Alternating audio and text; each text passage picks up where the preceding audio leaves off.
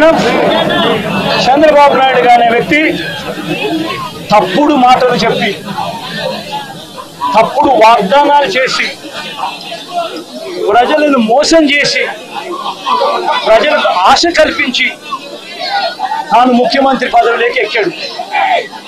నేను అడుగుతా ఉన్నాను, ఇదే చంద్రబాబు నాయుడు, ఇదే జగన్ ముఖ్యమంత్రిగా ఉంటే గత 5 సంవత్సరాల పాలన చూడండి.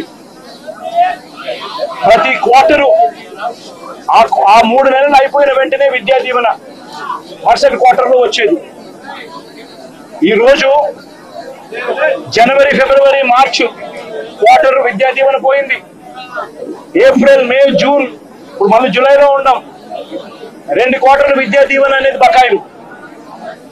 జగనే ఉండింటే విద్యా దీవెన అన్నది ప్రతి 3 నెలలకు ఒకసారి, 3 నెలలు అయిపోయిన వెంటనే జగన్ ఇచ్చేవాడు. తల్లులకు ఇచ్చేవాడు, పిల్లలకు మేలు చేసేవాడు. ప్రతి ఏప్రిల్లో జగనే ఉండింటే వసతి దీవెన ప్రతి ఏప్రిల్లో ఒక ఇన్స్టాల్మెంట్, వసతి దీవెనకు సంబంధించిన ఒక ఇన్స్టాల్మెంట్ ప్రతి తల్లి ఖాతాలోనూ పడి ఉండేది. జగనే ఉండింటే ఈ పాటికే రైతు భరోసా రైతన్నలకు వచ్చి ఉండేది. ప్రతి సంవత్సరం జగన్ జూన్లో రైతు భరోసా అమౌంట్ ప్రతి రైతుకు క్యాలెండర్ పెట్టి మరీ ఇచ్చాడు. జగనే ఉండింటే అమ్మఒడి డబ్బులు ఈ పాటికి తల్లులకు వచ్చి ఉండేటివి. ప్రతి సంవత్సరం ప్రతి జూన్లోనూ అమ్మఒడి డబ్బులు తల్లులకు వచ్చిన పరిస్థితులు.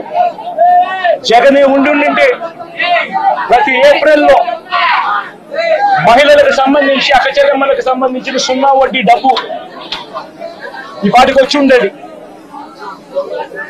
జగనే ఉండింటే మత్స్యకార భరోసా అన్నది ప్రతి ఏప్రిల్ 15 నుంచి జూన్ 15 మధ్యలో క్రమం తప్పకుండా జగన్ మత్స్యకారులకు తోడుగా ఉంటూ మత్స్యకార భరోసా ఇచ్చాడు.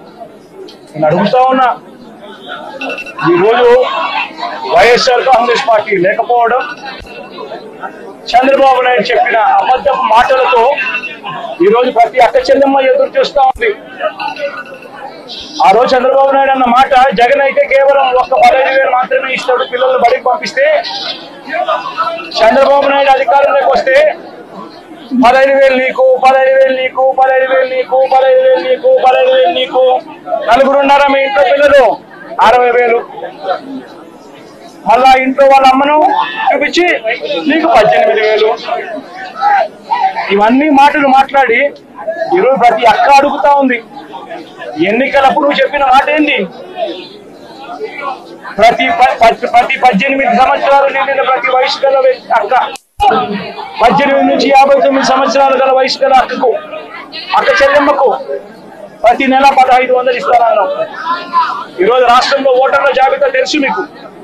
4,12,00,000 మంది ఓటర్లు ఉన్నారు.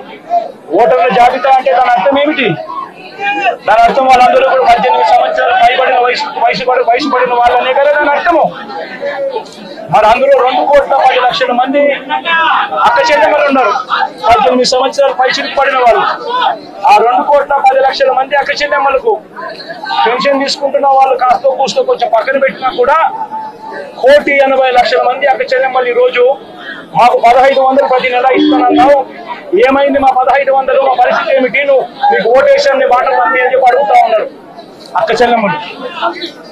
ప్రతి అక్క ప్రతి పిల్లలు అడుగుతా. జగన్ మామ ఉన్నప్పుడు క్రమం తప్పకుండా జగన్ మామ 15,000 మా అమ్మకి ఇచ్చేవాడు అమ్మఒడి కింద. నువ్వు తల్లికి వందనం అన్నావు, మా ఇంట్లో 9 పిల్లలు ఉన్నారు, 60,000 మా ఇంటికి ఇస్తానన్నావు, ఎప్పుడు ఇస్తావు, ఎందుకు ఇవ్వడం లేదు అని చెప్పి అడుగుతా ఉన్నారు. పిల్లలు అడుగుతా ఉన్నారు, తల్లులు అడుగుతా ఉన్నారు, ప్రతి రైతు అడుగుతా ఉన్నాడు. వ్యవసాయం మొదలైపోయింది, వేగంగా నీకు వ్యవసాయం పనులు జరుగుతూ ఉన్నాయి. రైతు భరోసా సొమ్ము జగన్ ఉంటే వచ్చేది. నువ్వు 20,000 రూపాయలు ఇస్తానన్నావు రైతు భరోసా కింద. పెట్టుబడి సహాయం కింద 50 లక్షల మంది రైతులను ఇవాళ అడుగుతా ఉన్నారు. మా పెట్టుబడి సాయం కింద 20,000 ఇస్తారన్నావు, ఏమైందా డబ్బు అని చెప్పి రైతులను ఎదురు చూస్తూ అడుగుతా ఉన్నారు. ఈరోజు అక్క చెల్లెమ్మలు పొదుపు సంఘాల్లో ఉన్న అక్క చెల్లెమ్మలు అడుగుతా ఉన్నారు. ఏప్రిల్లో పొదుపు సంఘాలకు 0 వడ్డీకి సంబంధించిన 0 వడ్డీ డబ్బులు కట్టాలి.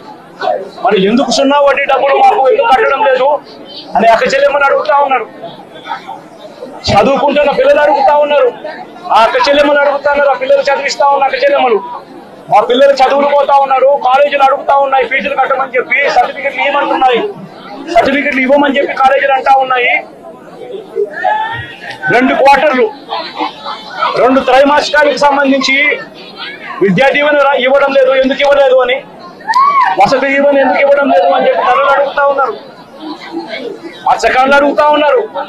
మత్స్యకార భరోసా ఏమిటి అని చెప్పి. ఇవన్నిటి నుంచి కూడా చంద్రబాబు నాయుడు ప్రజలను దారి తప్పించేందుకు, ప్రజలెవరూ కూడా ప్రశ్నించే పరిస్థితి రాకూడదు అనే ఉద్దేశంతో ప్రజల్లో భయాందోళన క్రియేట్ చేసే కార్యక్రమంలో భాగంగా ఈ మాదిరిగా దాడులు చేస్తూ, ఈ మాదిరిగా అన్యాయాలు చేస్తూ